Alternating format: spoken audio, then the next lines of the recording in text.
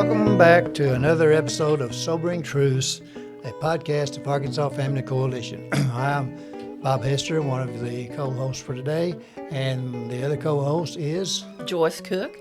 And Bob, I want to talk about another reason to avoid alcohol. There's so many, but that's during pregnancy. It could cause fetal alcohol syndrome, and we often picture the most extreme cases, but it's on a spectrum, and it can be subtle learning disabilities up to the more visible full-blown fetal alcohol syndrome.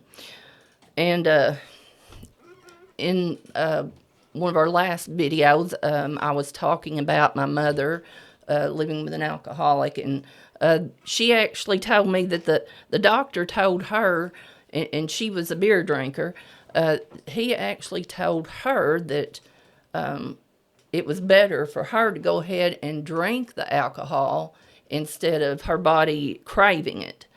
And now that sounds unbelievable that a doctor would do that. Is that something that would happen now, and they were not aware of the problems then, or why would the doctor tell her to do that? Do you know? I'm assuming that it was that they didn't know as much as we do now. Now we know it causes the 7 cancers, and one of them I read the other day. I was talking to Iris. She had heard about it before, but it's pancreatic, and that one you usually don't come back from, but it's in the digestive system, so I could see that. And people, and conservative people, conservative women, and they're all for, pro-life. Well, they should be thinking, a lot of these young women, a lot of the ads are targeting young women to drink. And, Absolutely. And that's something they need to really stop and think about before they take a drink, because in my research, there's no safe amount of alcohol for a pregnant woman, especially in the first trimester. How many of these people, period, women, and especially young, would know these things that, from doing the research that we found out? Do you know, think that a lot of these people simply don't know all the problems with alcohol? I think they just have a vague sense that it's not the greatest thing they can do, but they're not going to fall into alcoholism or abusing it. That's somebody else. But they just don't know. That's what I was trying to say. Basically, they just don't really know. Right. And not just them, but I think most Americans don't have a clue. And that's what we're all about, is to try to open people's eyes and help them to learn how this affects so many things and health issues across the board. Basically, every kind of health issue you could have. But you're wanting to talk right now about this, what do you call it, Fetal Alcohol Syndrome. It's FAS. And I remember one time I was in a class in college, and it was a master's level class, and the professor said, well, we're master's level students. It's end of the year. We want to go and have a nice meal and everything. And I thought, okay, the class went, and it was at a basically a local watering hole, and his wife was with him, and she was very pregnant, and it just shocked me that, smart people, she was drinking. Wow. Of course I wasn't, but it just stopped me in my tracks. I thought, whoa, why would someone do this when they're pregnant? Because, what they take in, the baby takes in. So, really, it's hard to know what the mindset is of these people, but you would think if they know that it's going to hurt the child, that they wouldn't do it. I know that's not the case of everybody, because some people are going to do whatever regardless, but you would think that they would say, well, I'm not going to do this because the problem is it's going to cause my baby. But do they, again, I wonder, do they really know the extent of the problem and how bad it can be and what they can do to that child. If they're young and pregnant and you did say she was pregnant. Mm-hmm. Yeah. That's just incredible. But it makes you shake your head and wonder if they really know. It does. If they know and then would go ahead and do that, that's criminal as far as I'm concerned. I just don't think they know, because the alcohol companies, follow the money. They have so many ads, and it's tells them that they're going to have fun, they're going to be beautiful, et cetera, et cetera, et cetera, but they don't ever show the negative side. This brought up something I just, of course I've already known it, but I run across it just this morning, and it's from the World Health Organization playbook. And it's titled Tackling Myths, Dismantling Narratives. It says the alcohol policy playbook of the WHO directly counters one of the most persistent claims from the alcohol industry, that the health risks associated with alcohol are confined to a small minority of problem drinkers. In other words, it's just basically that would say it's the alcoholic, and it's somebody that consumes a lot of alcohol, which would be basically an alcoholic. Right. And so they put that propaganda out there, and knowing full well that it's not the truth.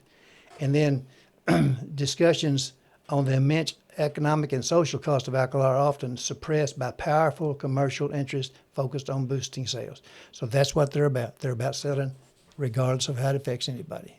They don't care about how much fun you have. They don't care about how many friends you have. They don't care how beautiful you are. And matter of fact, if someone is a alcoholic, it looks like they've aged, 20 years. And just follow the money. Well, let me, you brought something to my mind about that and some material. I think there's 188,000 or so people who die prematurely in the United States every year. And they cut, this is from the CDC or WHO, one number I showed 28 years, another 30 years off of the life of those people who die prematurely because of alcohol. Now, that's a long time. That puts them into the category of somewhere being in the maybe late 20s to 50 years old, somewhere along there. Because Right. if you take, if you figure 80 and cut that off to 50, so you're talking about dying young. And so they that's multitudes. If you figure that up, I think it's a million and something years of life that's just wasted because of this alcohol. It could be productive and for the family, for the individual, for the family, whatever. And yet these alcohol industry just does everything in the world they can do to try to get people to drink more and more, because that's what it's all about. We sell more and more, we make more and more. Exactly. And they try to give out scholarships and give money to this and that to try to cover up. Don't look over here at our scholarship, but don't look at what these people are having wrecks and dying of cancer.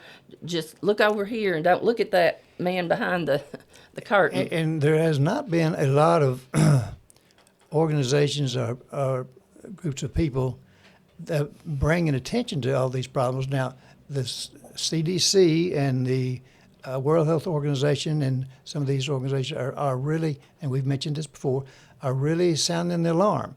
And I've been calling it a crisis for a year or two. I thought, maybe I'm being a little extreme here or something like that. Lo and behold, they're calling it a crisis. And so it is a real crisis, and it's having a devastating effect, and somebody needs to do something. That's what we're all about. We're going to try to do something. First, our main priority is to educate the people, get this information that we're talking about now out to the people where they can understand the seriousness of it. And then hopefully they would try to do something about it. And there are some things to do. I just mentioned one, and we may have mentioned it before, is label this CDC or one of those organizations maybe all of them are recommending or encouraging putting warning labels on alcohol. Yeah. Now, with the strong alcohol lobby, that's going to be hard to do. So I think it's going to take some real uprising from the people to contact their legislators and lawmakers like that to get something like that done. Right. It would be a real fight. But it has to be, that's just one thing that can be done. And so that's what we want to do, and inform people about how bad this is, and then encourage them to take some kind of action. And we'll delve into that more later on, the different things that can be done that I think people just are not aware of. I believe people think, well, it's hopeless, there's nothing we can do, and so they don't try. And when you think there's nothing to be done and you don't try, nothing will be done. Right. So that's what we're all about. Now, you want to go ahead and you have some more to cover there on the fetal alcohol syndrome? Yes, I just want to say we just need a grassroots movement, and folks, it will really help if you will share this Absolutely. on Facebook and just share it with people and tell them about this. And let me mention that it's a 12-page booklet counting the covers, and it has a lot of this information condensed. You don't have to. We're offering this free to anyone who wants it. All they have to do is call 870-910-0464 and let us know where to send it, and we will send it to churches and to every member or every family in any church that contact us. And it's just real. It's real eye-opening, and it will be real helpful to you if you would do that. And to get back to the fetal alcohol syndrome, there's no safe level of alcohol consumption during pregnancy. None, not a zip. The first trimester could be the most harmful. And, you know, ladies, you may not know you're pregnant. You may harm your own baby in the first few weeks. And like I said, it's on a spectrum, but the full-blown FAS, fetal alcohol syndrome, we may have a picture of a child, a rendering of a child that has that on the screen. The physical characteristics, they have a smooth ridge between their nose and upper lip. You know, this little fold here that you have, that's smooth. Their upper lips are thin. They have small eyes, low body weight and height. And then they, under the neurological part, they may have poor coordination, be hyperactive, or not have good impulse control, difficulty with attention, their attention span, and may have learning disabilities. And there's no cure for this. And we will get into this. I don't know if we will get into this today or not, but our overburdened health system, these kids require permanent medical care. A lot of time, more often than not. Yes, they do. I had that, the figures. The cost to taxpayers per year for fetal alcohol syndrome in the United States is $4 billion with a B. And if we could... Now, that's for this one thing, or... Yeah, fetal alcohol syndrome. And then there was a Time article from 2014. It's called "This Is Your Child's Brain on Alcohol." And it said that social scientists have calculated that the detrimental effects of alcohol cost the U.S. $223.5 billion per year. That's also the injuries. It's not just fetal alcohol syndrome, the injuries. That's a lot of money. and it, let's see, according to the U.S. Centers for Disease Control and Prevention, almost all of these kids are, were born with FASD spectrum, will have mental problems as adults. I mean, that's a lot. And 82%, Bob, will not live independently. That was just exactly the question I was going to ask. They will have to have someone to take care of them basically all their life. Right, and look at the taxpayer. Correct. Where they're not to mention the human and emotional toll and suffering, but 40,000 of these children are born in the U.S. with fetal alcohol syndrome every year. You know, Totally preventable, people. right. I just like to ask: is that acceptable to America? No. I don't. It's not acceptable to me, and I hope and pray that it's not acceptable to America. And that's one. I hate to say small item, but one issue right there. And you add all these other all these together. To me, that's we should not accept anything like that. If we care, if we have the love of Christ in our heart, we should be concerned about people. And if there's something we can do, we need to do it. And I know there's things we can do about these things. That's just heartbreaking to think about that. It is 40,000. I didn't realize that I did not. much. And the only way to prevent it is abstinence. Right now, it's estimated that 12.2% of pregnant women in the U.S. drink. 12.2%. Amazing. And in the Time article, they were talking about alcohol is embedded in almost all of our social activities, like at graduations, at weddings, at the other day I was talking to a woman in one of my Bible study classes, and she said she was helping plan this wedding, and the people there just got sloshy drunk, and she said she never seen anything like it. That is part of the big problem. We are so brainwashed to think, or have been brainwashed to think that that's okay, and so we have I can't think of the word right now I want to use. It's just an acceptance of this stuff. It's just being part of life. There's nothing wrong with it. It's what do you mean? Yeah. And so you just make it almost every part of your life. Let's say from weddings to parties to you name it. And so people are more inclined, especially the young folks, are more inclined to start drinking when you have a climate like that. Mm-hmm. Everybody does it. They seem to think everybody does it. Well, they don't see the other side of the coin, you might say, the dark side of it. It's all presented. It's wonderful. You're having a good time. You'll have friends, whatever. It's not that. It's the opposite of that. It's totally a lie. It's a lie. Everything about promoting alcohol is a lie. It's based on a lie. It sure is. And if you don't drink, like I had a colleague one time, when this colleague found out that I didn't drink, he looked at me like I had three heads, and he proceeded he was just incredulous about it, and like I was not normal. But sometimes peer pressure doesn't work on some people. It doesn't work on me for that, because I saw that growing up, and it just burnt me out on that. I don't. So many people it does work on. Right, they haven't seen. Most of them haven't seen it and lived it. I lived it. I saw it with my mother being an alcoholic. And I'll say this. I don't know if I've said it on the podcast before. The only way to know that you will never become an alcoholic is never to take that first drink. We did say it on a previous one. You take that first drink, you're rolling the dice. You're gambling. Right. Just don't ever take that first, or stay away from it as far as you can go, because you don't know if you're going to be down on Skid Row here in 20 years or something like that. Right. Just stay away from it completely. And I have compassion. I really, really do.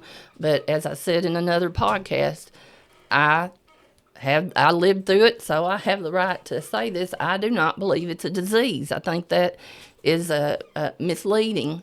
I think it's something you develop and cultivate in your own self, Well, everywhere you go, just like in Jonesboro, they've got this entertainment district. Well, they're advertising now the Budweiser Clydesdales.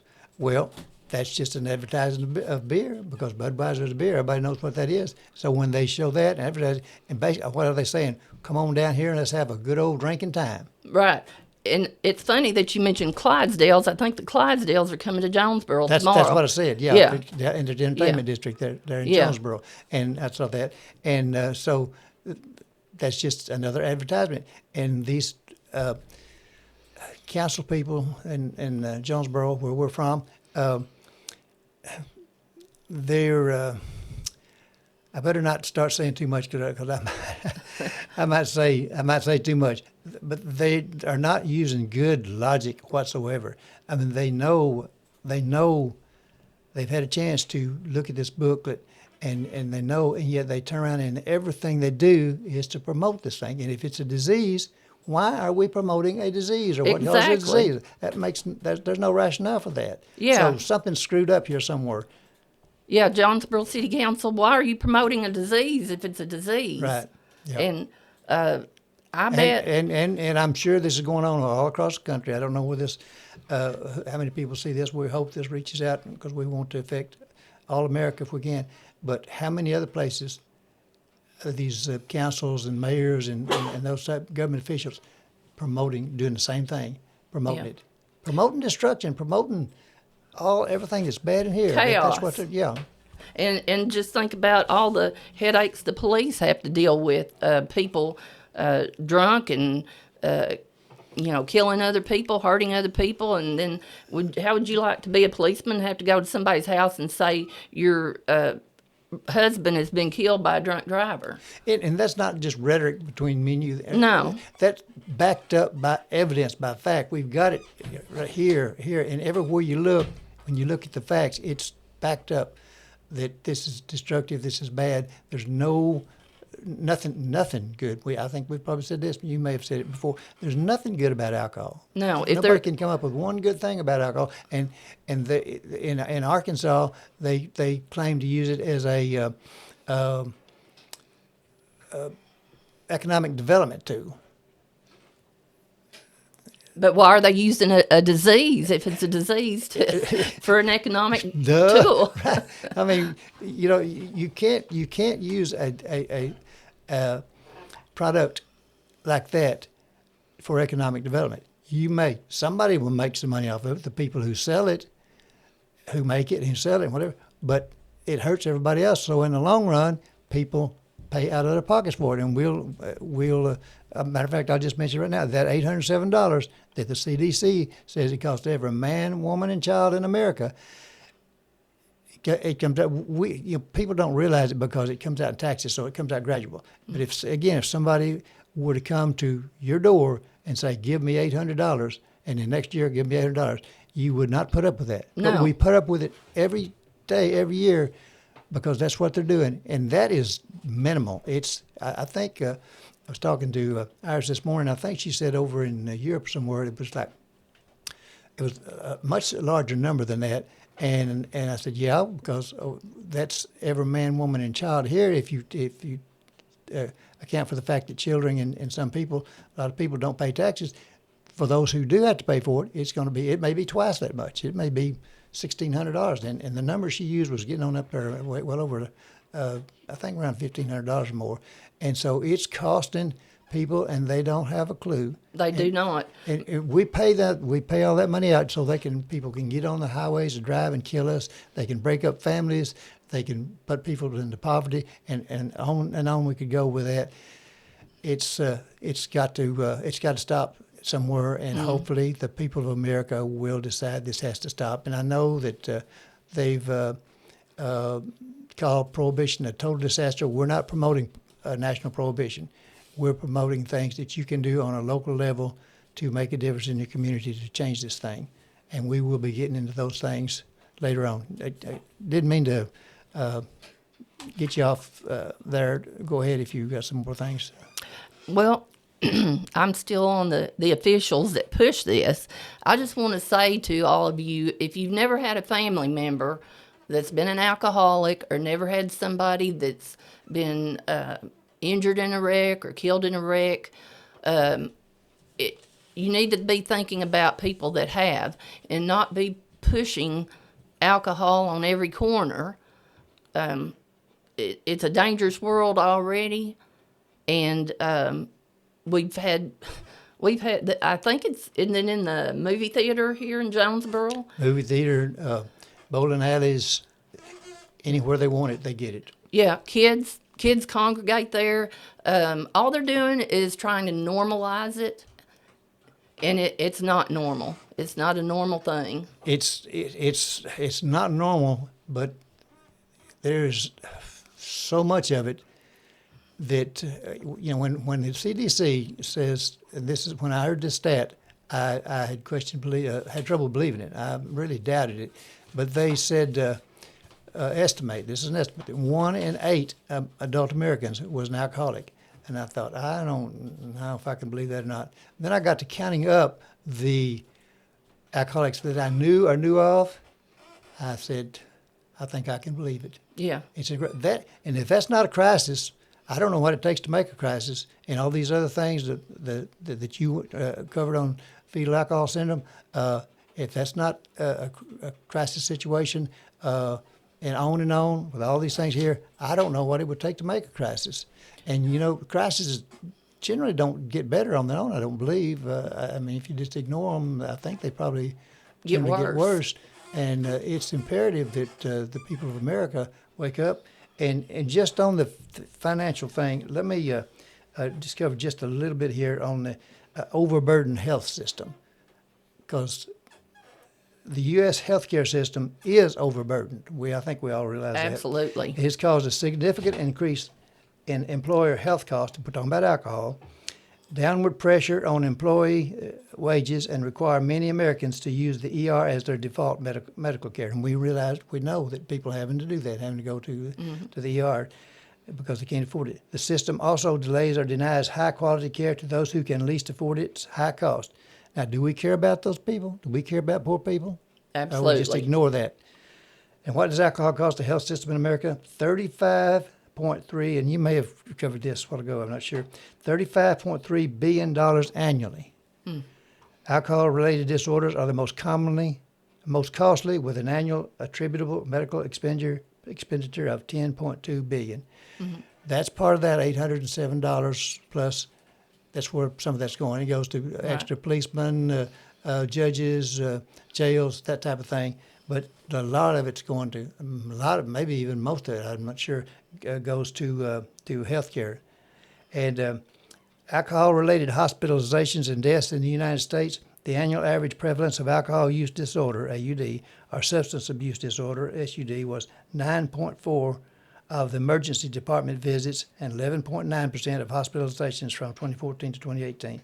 So it's overburdening our hospitals, our emergency rooms, our doctors, our whole medical system. The number of emergency department visits involving alcohol consumption increased by 61.6% between 2006 and 2014, and the total cost in dollars of such visits increased by $272. Well, part of it, too, they glorify it in the movies, and that's free ads. They glorify that, and then... It's unbelievable how, unless you're in tune to this like I am, I think you look at these movies, these TV shows, that type of, in particular Westerns, but all kinds of things. It's unbelievable how they promote alcohol in those things. I mean, it's just... they slip it in, too. Like slide it slyly under the door. They slip it in, but it's blatant, and very seldom do they portray it as hurting people. I mean, it's the thing to do. You need it. You go into somebody else, and everybody like on Gunsmoke. Well, most of the scenes I think were in the bar, in the saloon, and it was so casual that you. And I don't know how that didn't affect me because I knew I was taught better. Right. But how many people would something like that affect? Younger people. A lot of them. A lot of people. Yeah. It's normalized it, and as we've said before, it's they show you that you fix your problems by, I've got to have a drink. That's not the way to solve problems. Think logically and different ways to do things and different ways to relax. And this is what I say: you have a problem, and you have a situation, bad situation, and it's a problem. But you add alcohol to it. Now you take a good situation. I forget how I say that. You take a good situation and add alcohol to it makes it bad. You take a bad situation and add alcohol to it is really, really bad. And that's what people do. They add alcohol to bad situations. Well, I'm thinking we ought to stop right there, Bob, Sounds good to me. and save some for next time. Okay. And You want to sign off for us? yes, see you all next week, and for another episode. And please share this with people, because that's the only way we're going to spread the message. We appreciate you all.